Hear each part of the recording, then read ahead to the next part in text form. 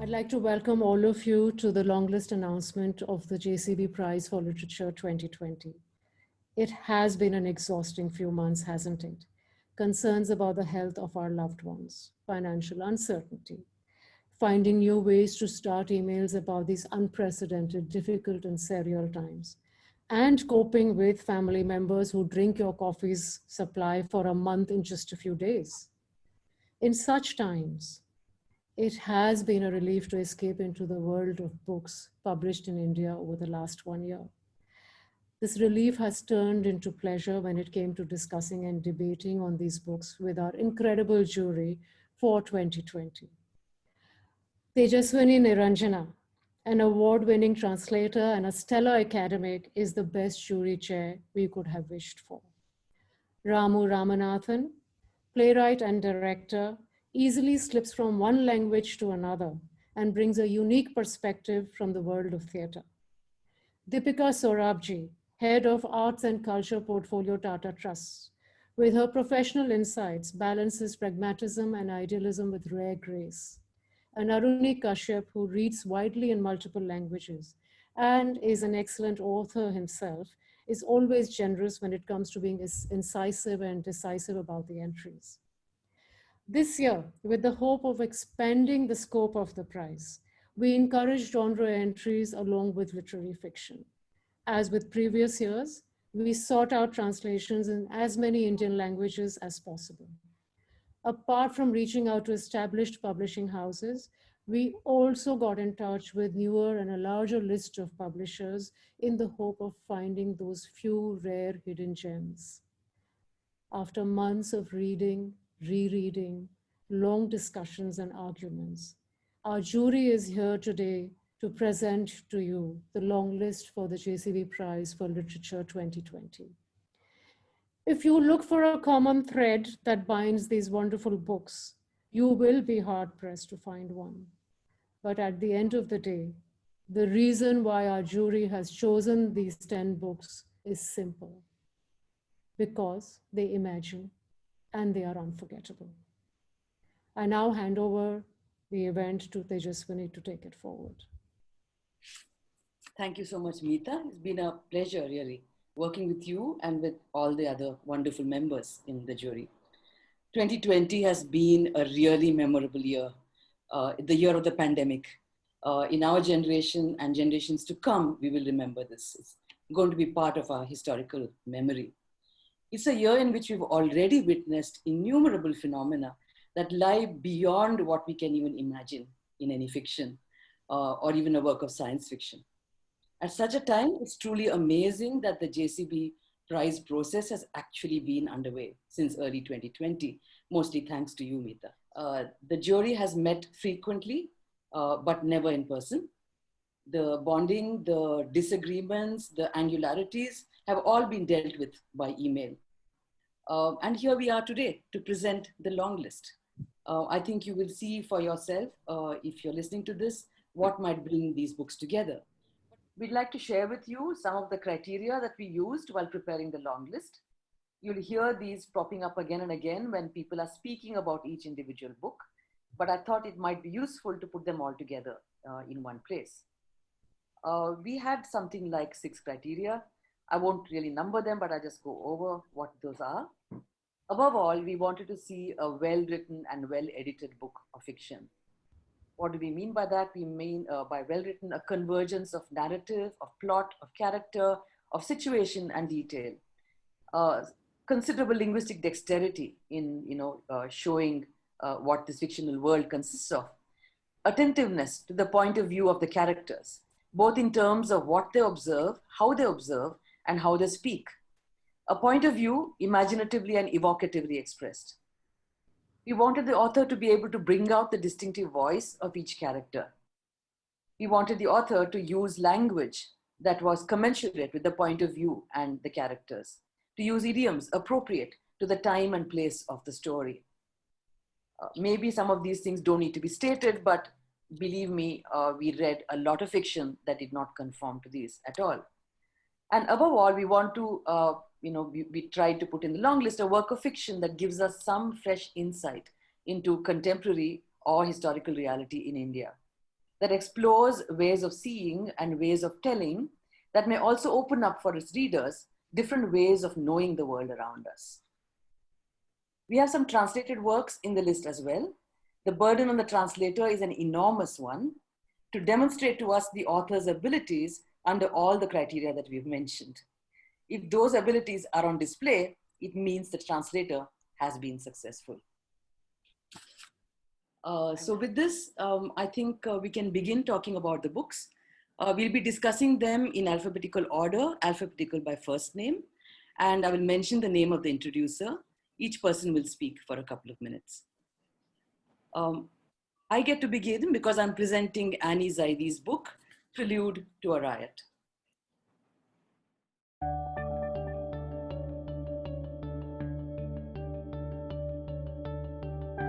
This is a beautifully constructed novel that captures the delicate interpersonal tensions that underpin so-called communal sentiments. It offers a sensitive depiction of a social fabric being torn apart. As the author says, we are our own bomb, being torn apart through the slow development of irrational hatred between people who have lived together for generations.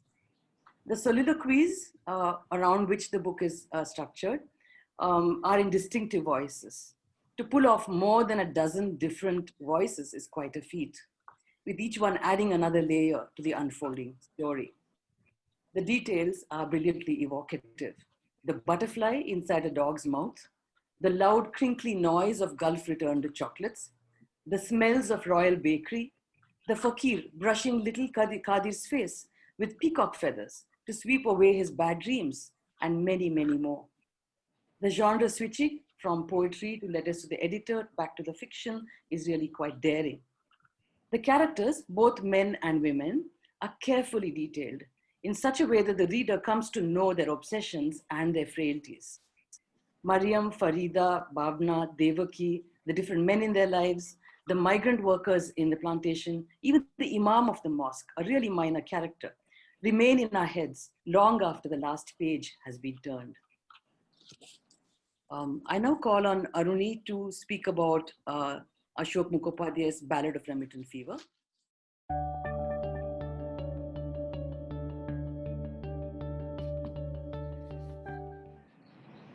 The book I'm going to talk about is A Ballad of Remittent Fever by Ashoke Mukhopadhyay and translated by Aruna Sinha. It is not because of the pandemic. It is not because of the pandemic that we have chosen this novel. This book is about diseases, bacteria, pathogens, doctors constantly fighting these elements. This book is also about the doctors who are constantly fighting, the characters who are constantly fighting different kinds of social diseases as well, as you will see as you read the novel. The book primarily focuses on a family of doctors. They are constantly fighting diseases, both metaphorical as well as real diseases, and different causes that causes diseases. One of the really wonderful things about this book is that most of the time this kind of a journey that of characters who fight social diseases as well as actual diseases. We see a lot of colonial characters in colonial novels, but this book is about an Indian family, and it is radical in that sense. The book is a very well-known Bengali novel called Obiram Jhore Rupkatha, and we are delighted that that book is in the long list. Thank you, Aruni. May I call on Ramu now to present JCB Patrol and the Purple Line?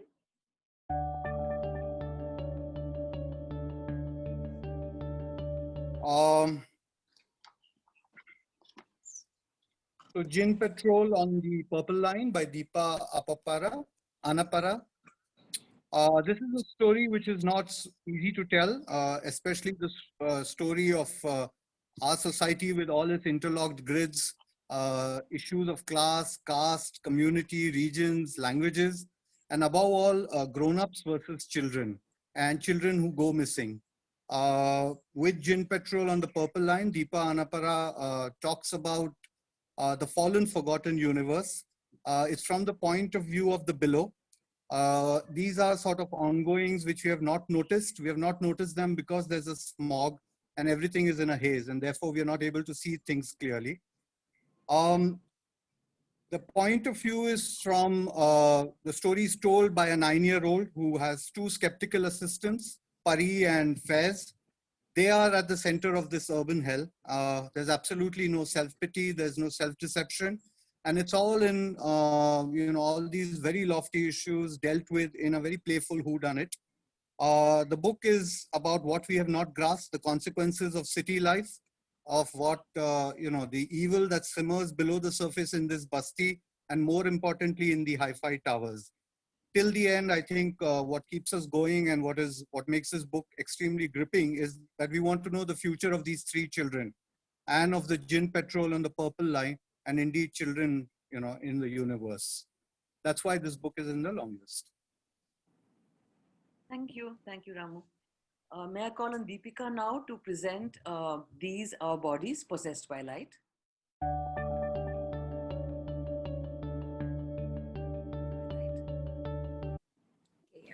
That's the book cover, and I think it's the second novel that's a debut novel that we've got on the list. These Are Bodies Possessed by Light is a novel by Dharani Bhaskar first, and is a book that interweaves the lives of 3 generations of women within a family. The book is dominated by the character of Saroja, the grandmother, who is a refreshing protagonist described by Dia, one of the 3 granddaughters, who holds this first-person narrative throughout. Saroja is vivid and sets the scene for all the other female characters in the book, and is central to grounding the mother's melancholy and the granddaughter's individualism. The novel begins with Saroja's generation of women who had few or no choices in their narrow societal confines, but were unheralded feminists in their own way, and gives voice to desires untold that existed in a time that women could be desirable, but could not have desires of their own. These women don't come out then heroically, but Bhaskar weaves tale upon tale of sorrow and fleeting joy, memories and dreams using myth, literature, art, and hope. Her visual sense is strong. The spatial, temporal, and referential jump cuts with which she references literature, art, film, and poetry is a lot, but is not facetious and informs the character and story evocatively. Holding center stage in a reader's imagination, Saroja's limited circle of life doesn't involve exciting places or people, yet you wait for her to reappear as the novel progresses. In one instance, steeped in a South Indian childhood and now spending her latter years in Bombay when it still was Bombay, she pulls out a book on paintings by Titian from a cardboard carton that holds reduced moments of her lived life. She weaves improbable contrarian narratives to known stories that confuse her grandchildren, but subtly guide them to look at life with ever-inquiring eyes. Vanaja, the mother who is withdrawn from all but one story she clutches onto, watches detachedly. It's these complexities and relatable characters through lyrical writing and consistent revelations that builds a suspense even in the ordinary. A fellow jurist mentioned that he would like to invite Saroja to dinner. I would love to be present at that table, Ramu. So the book evokes pathos and it does expose vulnerability, but it ends with hope. Dia is on the brink of yet another story, one of hope, a confused hope, characterizing a generation and the current times with succinct ambiguity. For these many reasons that the young in India are writing about their own times and writing so well about it, I think this book deserves to be in the long list. Thank you. Thanks for that, Deepika. May I now call on Ramu to talk about S. Harish's Malayalam novel, Mustache.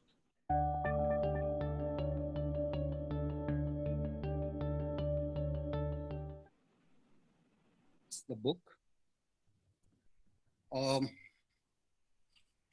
The reason why we've selected it, again, there are 5 reasons.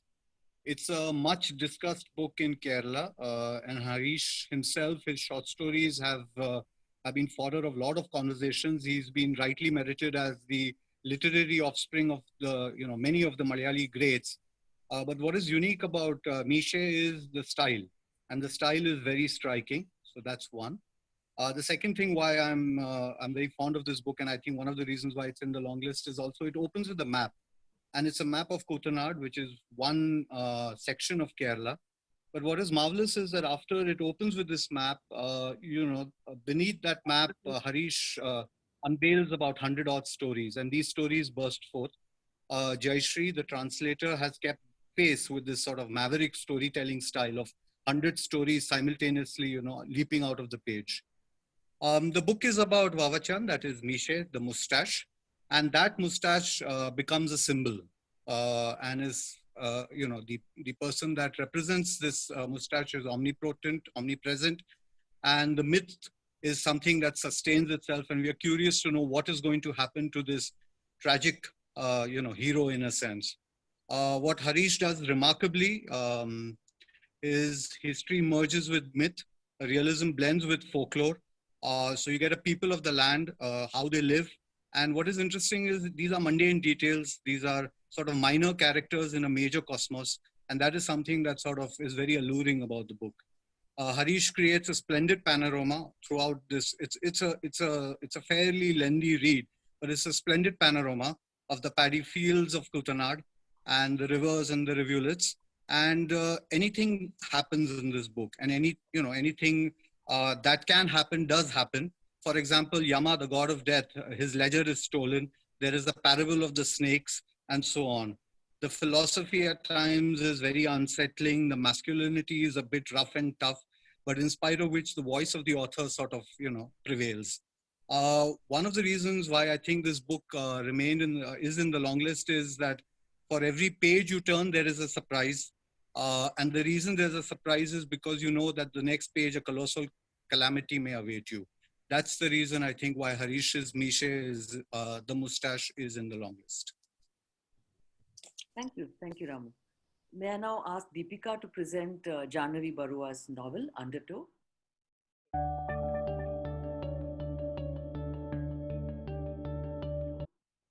Okay, that's the cover of the book, which I think is beautiful. And this is Janhavi Barua. Janhavi Barua opens Undertow with these lines. As if things were not bad enough, the morning of her wedding, the All Assam Students' Union declared a ban. This opening line, as if things were not bad enough, holds what is to come. Place, person, political, all meshed into Rukmani's life that morning. The narrative follows a gentle pace, and stories match the ever-present Brahmaputra. They run like undercurrents, sometimes gently, sometimes in spate. One narrative of a mother-daughter relationship, Usha and Rukmani, overlays another, Rukmani and Loya. And then Loya's simmering anger towards her grandfather Raman is slowly revealed, even as one grasps the political underscore. Without ever mentioning loneliness, Barua very vividly lays the circumstances over time of Loya's withdrawal from people and place as the narrative progresses. The novel is set between Bangalore and Guwahati, and Loya's character reveals the contemporary complexities of India and of a people on the move within. What happens to a generation uprooted from a place? What happens to language lost? What happens to relational familiarity stranded by custom? The register of this book, and in its slower tempo and of storytelling, is haunting and is successful in the themes it reflects on. The solitude sought by the characters, the river as a constant flowing presence, the politics on a constant simmer. A daughter, Rukmani, exiled from her home for marrying an outsider, is a personal story, but resonates with the current political heated debates over the CAA and who is the outsider. The decades of unrest and of confrontation, often born from ignorance, are much like that between Loya and Raman.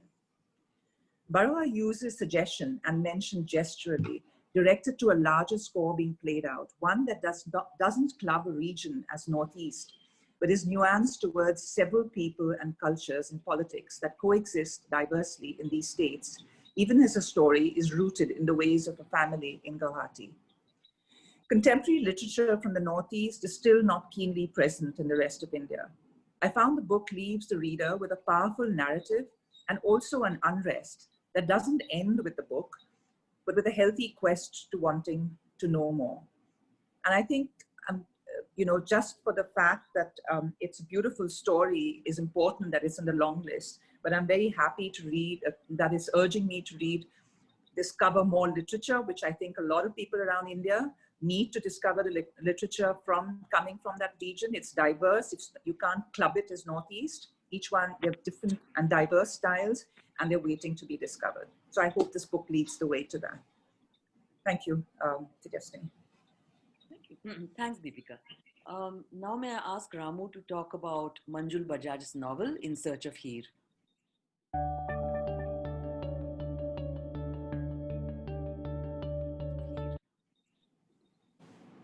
That's the book cover, which sort of screams out at you. And so when one set out to read this particular book, there was a question mark. There was a question mark simply because Heer Ranja is a story which I suppose all of us are very familiar with. There are, plays, there are ballads, there are songs, and it's so much well entrenched in our, oral tradition. So there's a famous quote, which I think, one of the great linguists has said that this is a story all of us know because nobody has ever read it. So, which was one of the reasons why, when one picked up this book by Manjul Bajaj, there was skepticism, and at the same time, what was she going to do?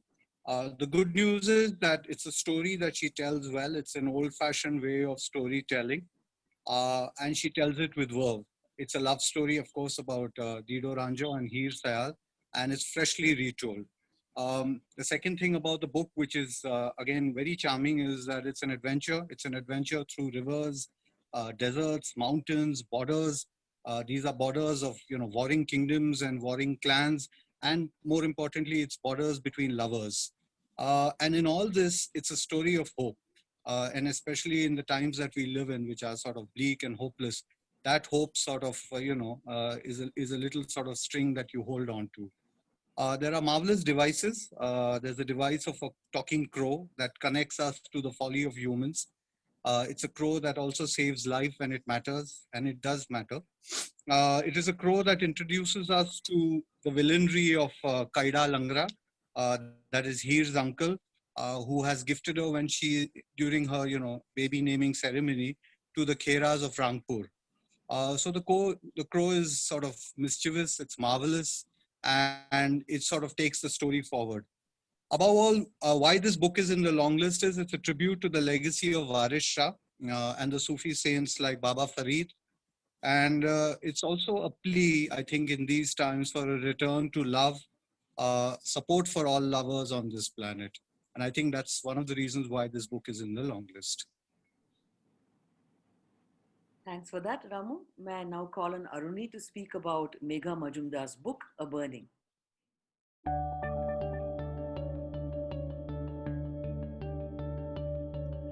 I'll be speaking about Megha Majumdar's book, A Burning. This is the debut novel. Megha Majumdar's book, A Burning, is amazingly written, beautifully written. It is also amazingly well structured. It is told through multiple perspectives. And one of the reasons I really like this book is because it talks about one of my favorite topics about contemporary India. Favorite in the sense that this is something that constantly bothers me and constantly bothers all of us.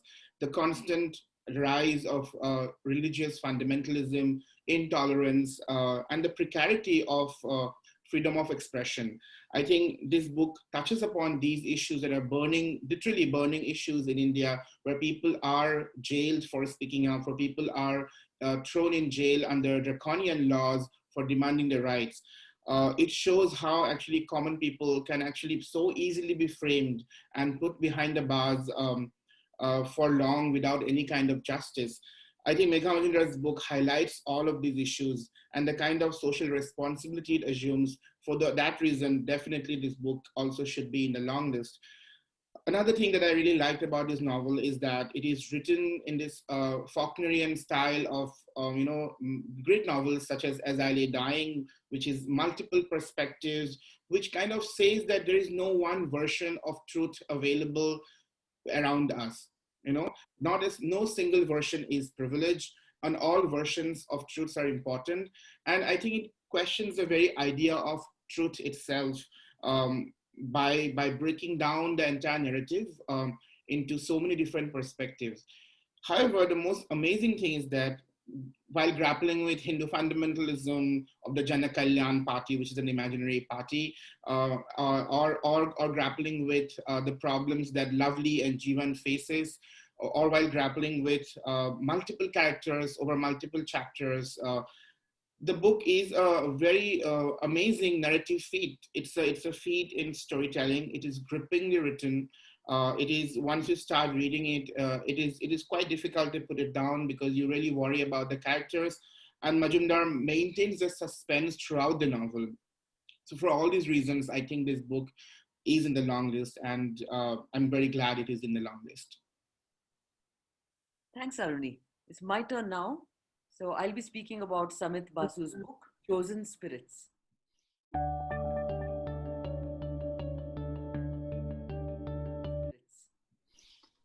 For me, the most impressive achievement of this novel is its incredibly detailed evocation of techno-social beings, in describing whom I think Basu doesn't miss a beat. From the strategic charisma, as he calls it, of Indy, the flow star, to the dawn of the cyber bazaar, Basu is able to bring characters to life across class, caste, and religious strata. I think he has a keen sense of the multitudes in India.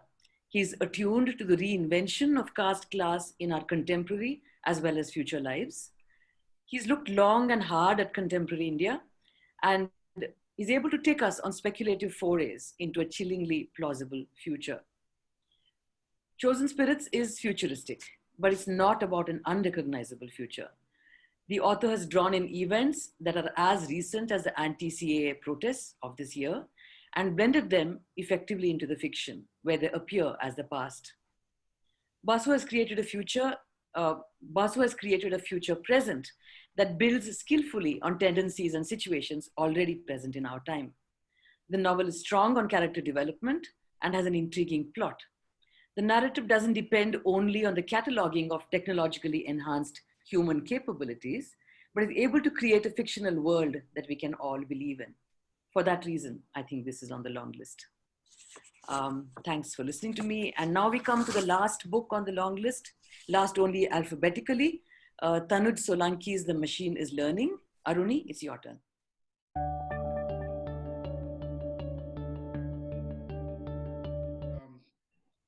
It's my pleasure to speak about Tanuj Solanki's novel, The Machine is Learning. This book follows a character called Sarangs and his girlfriend Jyoti, who turns up occasionally in the novel. We were all very intrigued by this book because it talks about the use of artificial intelligence, AI, in corporate culture. And Sarangs is entrusted with the responsibility of doing a research about a life insurance company that for which he works, and they are going to use a certain kind of AI technology that will lead to the job loss of almost 500 people.